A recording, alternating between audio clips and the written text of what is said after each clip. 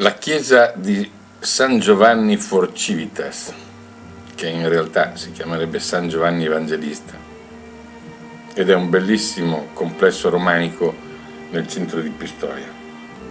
Il nome For Civitas ricorda che all'epoca della sua fondazione longobarda si trovava fuori dalla cerchia delle mura.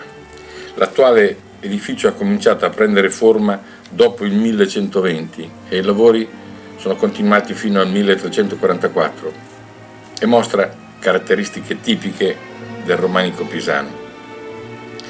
Un secondo ancora per segnalare all'interno la Visitazione di Luca della Robbia, il primo esempio conservato di terracotta invetrata bianca a tutto tondo, un capolavoro assoluto.